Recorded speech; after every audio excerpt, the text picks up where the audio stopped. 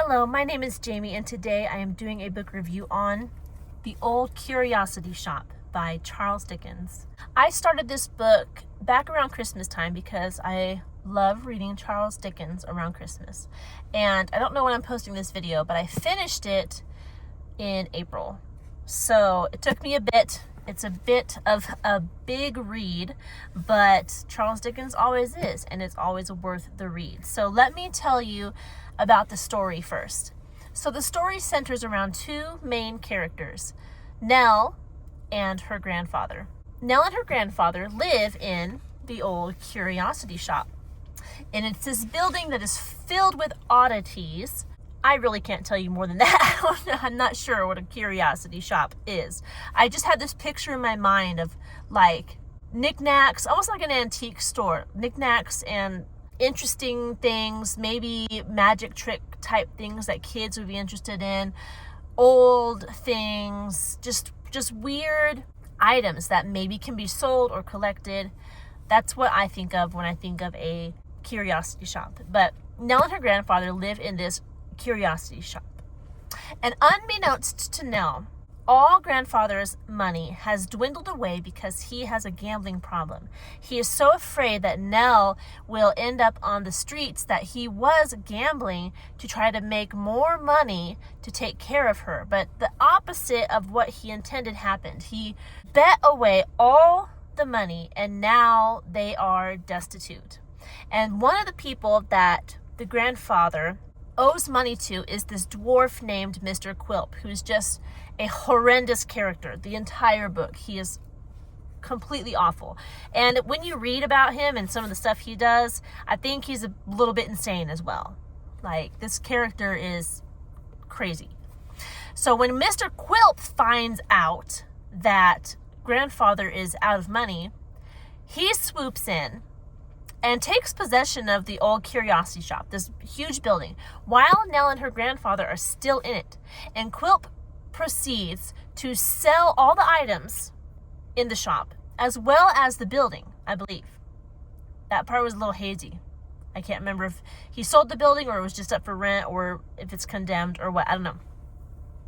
While he's in the process of selling these items out from under grandfather, Nell is like, we need to get out of here. So in the middle of the night, she takes grandfather and they just leave with absolutely nothing. They had no possessions. Nell had like a little bit of money that would get them so far, but she knew at some point they were going to have to start begging because she had next to nothing. So they leave in the middle of the night. The next morning, Quilp finds out that they're gone. And the rest of the book is the travels of grandfather and little Nell and the people they meet along the way that help them and are kind to them during their journey. Meanwhile, Quilp is in the background and you're constantly wondering if he's going to catch up with them and what he's going to do if he does catch up with them, because they have no money, but Quilp thinks that the grandfather is hiding some fortune from him. So who knows what Quilp is going to do once he catches up to them. But that is what the book is, the journeys of Nell and her grandfather. It reminds me a bit of the Pickwick Papers. It was a big book like this, and it was kind of like the journal of Pickwick, the main character. You follow his life for a long time and just the different things that happened to him during that time. And this was kind of like that, although I think this book was a bit more dark than the Pickwick Papers.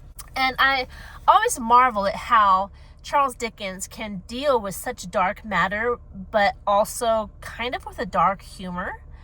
He tells jokes about certain characters, or he'll describe a situation and say that it's like marvelous or something, but the reader knows just from reading that it is not marvelous. So it's just this bit of wit that you get within the story that can, when I first noticed it, when I was reading Oliver Twist, he made a joke about Oliver's orphan position in life, and I'm like, am I supposed to be laughing at this? It was it's just, Charles Dickens has this dark humor and it runs all throughout this book as well. Different things will happen, and the way he talks about it, like as a reader, it's not good, or such character is not the greatest, but he'll say the marvelous Miss whoever, right? So that added a lot of character to the book and a lot of humor as well. It is illustrated. I was wondering where that went. We just found it. I really liked the illustrations in this book.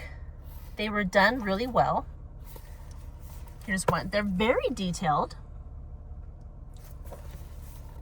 And there's a bunch of them. Here's another one.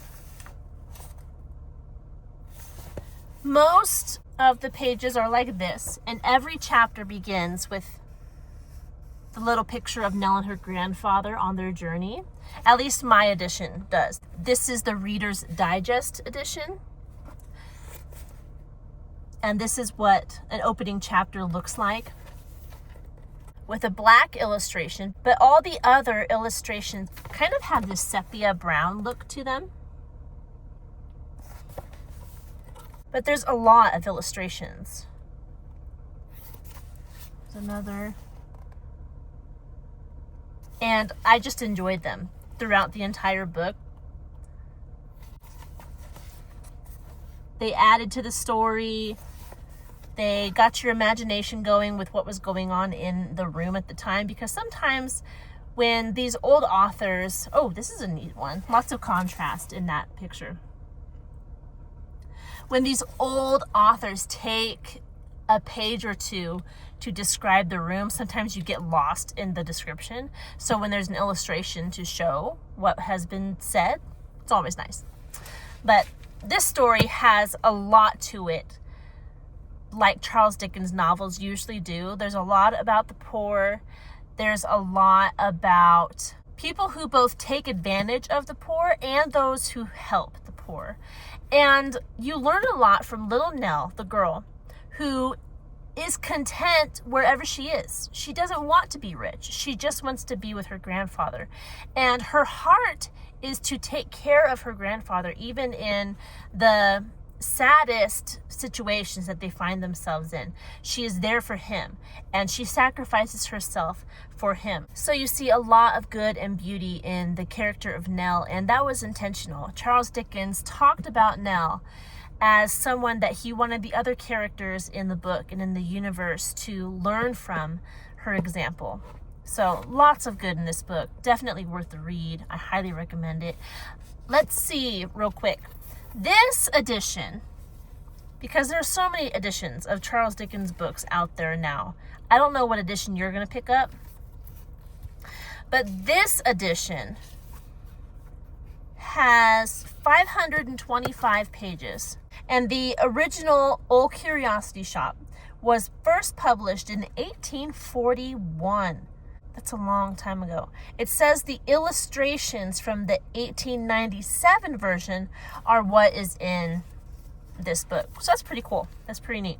Reading level. I would say college age and above. Perhaps high school if they have a higher reading level and they are interested in Charles Dickens. When I say these reading levels, they're just a general idea for you to get a feel of where the book falls on difficulty level. But if you are a high schooler, or if your kid's a high schooler who loves Charles Dickens, go ahead. I'd say even if Charles Dickens books are above their reading level, let them try it anyway if they want to. It's good to read books that are above our reading level so that we can learn a few things that we wouldn't learn otherwise, and perhaps expand your reading level. So I think that's all I have to say about this book. I loved it. I always love Charles Dickens. I was sad when it was over, and I'm looking forward to the next book that I'll be reading by him. I don't know when.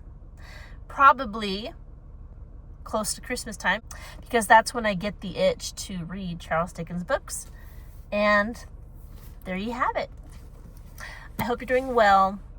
If you have any questions about this book, leave them down in the comment section below.